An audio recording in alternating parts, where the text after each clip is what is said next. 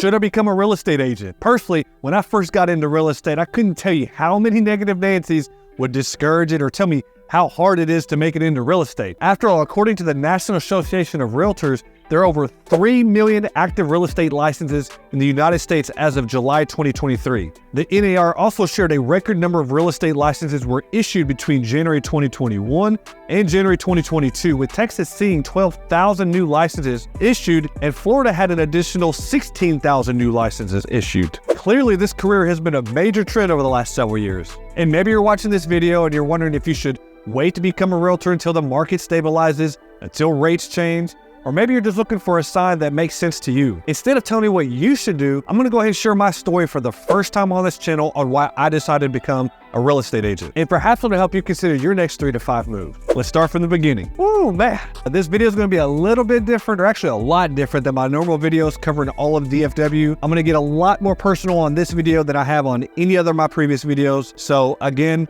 let's go ahead and get started from the beginning and you can kind of see how I worked my way to where we are now. All right, so I was adopted at 3 days old by my great uncle and great aunt, and I have the best dad I could ever ask for. Of course, like many other stubborn men, I didn't realize that until my mid to late 20s. On my adopted side of the family, I'm the youngest of 4 siblings, and I'm the youngest by 20 years, and I have 15 nieces and nephews between them. When some of my adult siblings or extended family would fall in hard times while I was growing up, they would then move into our home with their kids. And just so you know, our home was a 2-bedroom, 1-bathroom house, less than 900 square feet. So we'd have 8 to 13 people living in this 2-bedroom house at a time while I was a kid. And I played sports my whole life growing up. You combine that with a massive chip on my shoulder, I became a pretty nasty competitor. I hate losing more than I love winning. My close friends nowadays definitely know that about me. After realizing I wasn't gonna go to the NBA as a 6'1" white boy, because let's face it, there's a huge supply of 6-foot white boys, but a low demand after high school, I fell in love with sales. I was a beer salesman actually from like 19 to 21 right out of high school. At 21 years old, I thought, I love basketball, I love sales.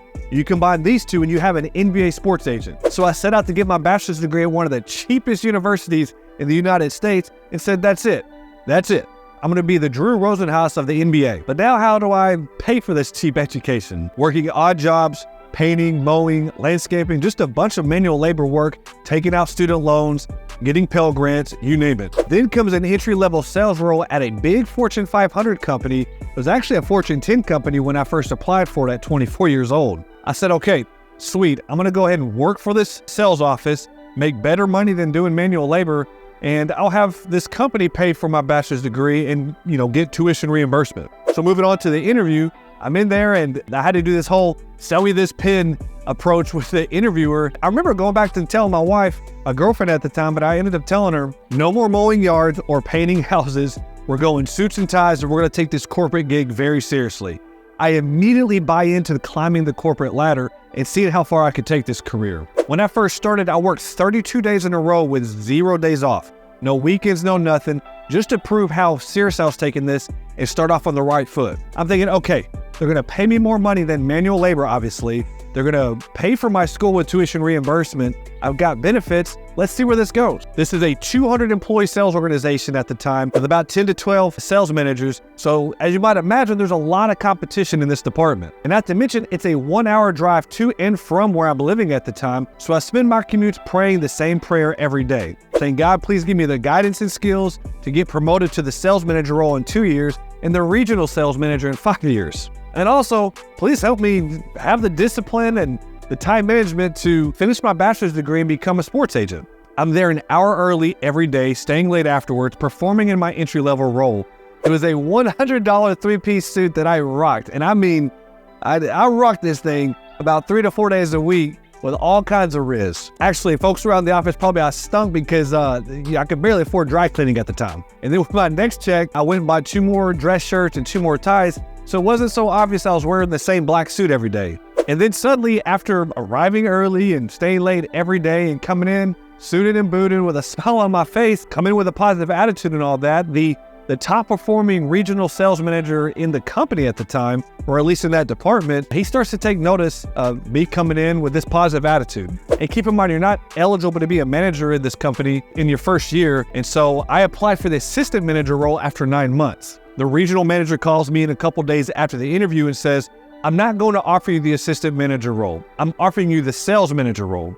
Now, we had to find some loopholes and bend the rules a little bit, but I'm thinking, man, I prayed for like every day for 9 months to and from, again, an hour commute. I prayed about this every day for this to happen in 2 years. And here's God making it happen in 9 months. And I know he's going to have my back when the criticism starts coming around. As you might imagine, the organization was confused.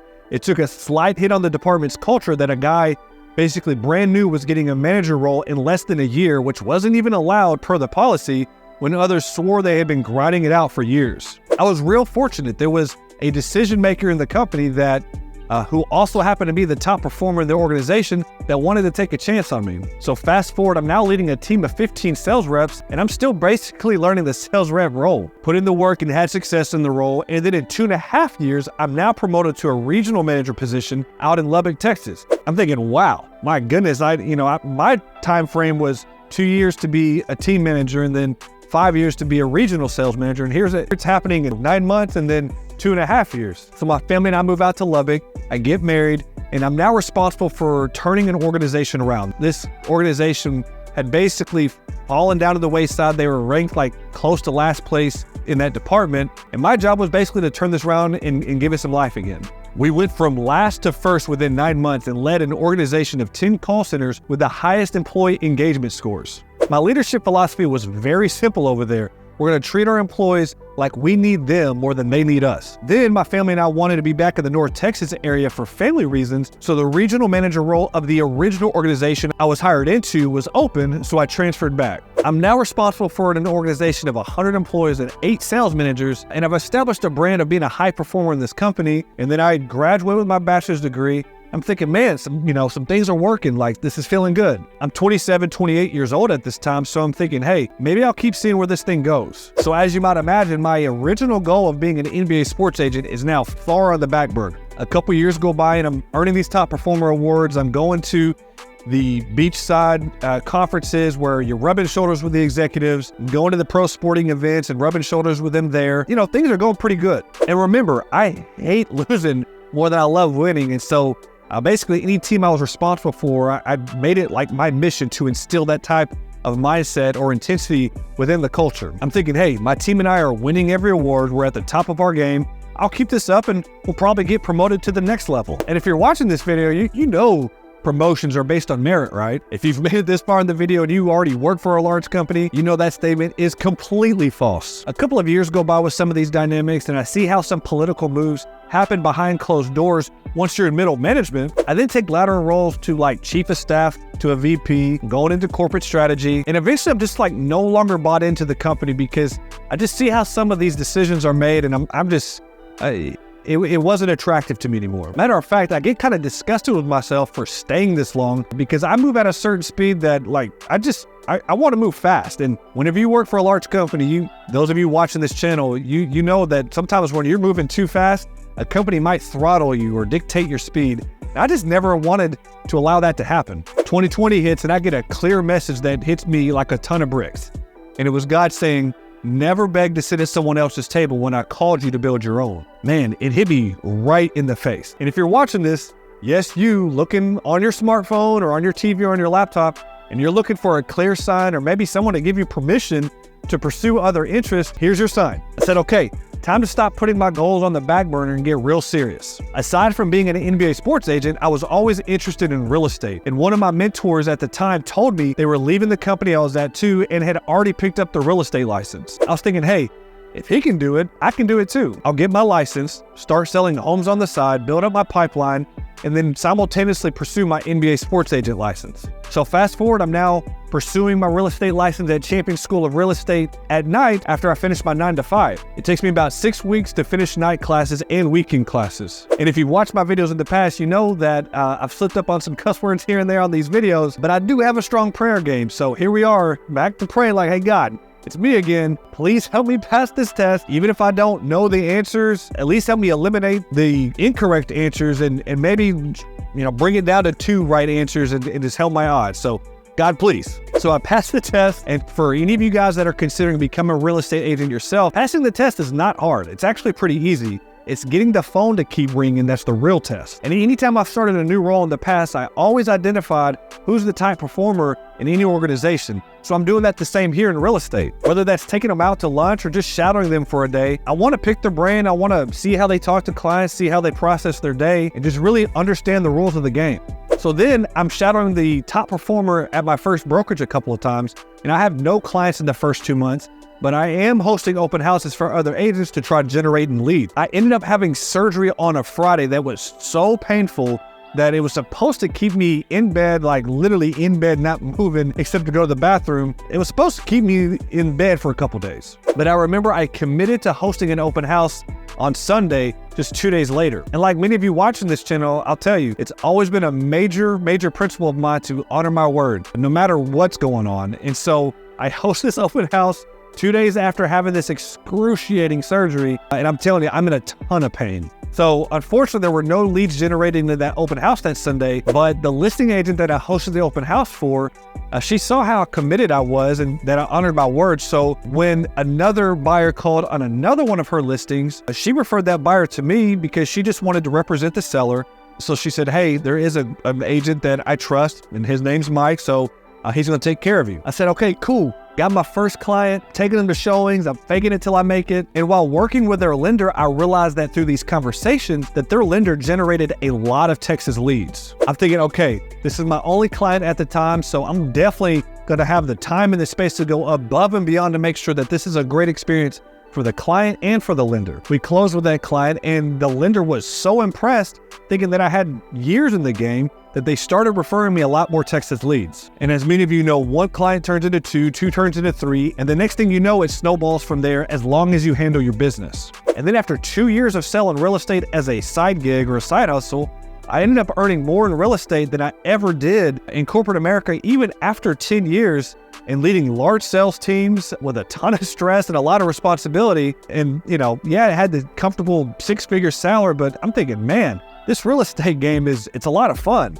So then, going back to the sports agent side, I then study and take the test to become an NBA sports agent. I've done real estate classes, got my license and all that.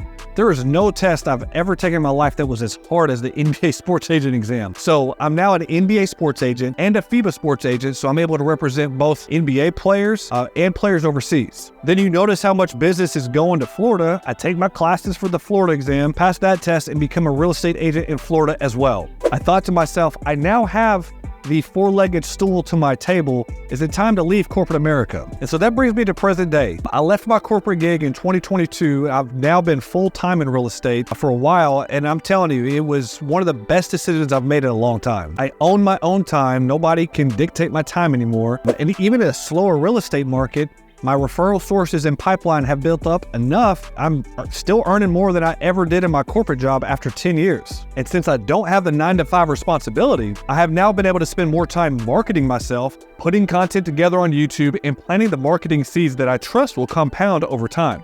I'm a better father and husband than I ever was at my previous corporate gig.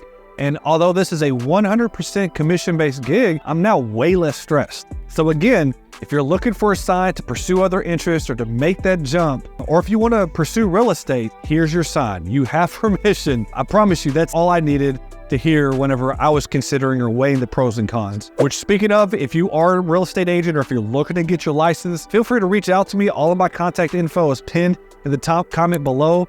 I am looking to expand my team. I do have some more announcements coming soon on this channel, so just stay tuned. And again, reach out to me if you ever have any questions about pursuing real estate. And so guys, if you made it this far, thank you so much for watching this. This is a much different video than I've ever recorded on this channel. I truly appreciate you taking the time to hear my story on how and why I became a real estate agent. I knew I was eventually going to put this video out there. I just wasn't sure when. And I just passed the year mark on March 2nd. I've been monetized. I'm thinking, you know, maybe now's a good time. We'll see. So again, if you'd like to stay up to date with the real estate content on this channel, go ahead and like the video and subscribe to the channel. And stay tuned for videos every Sunday and Thursday. Thank you guys for watching, and I'll see you all in the next video.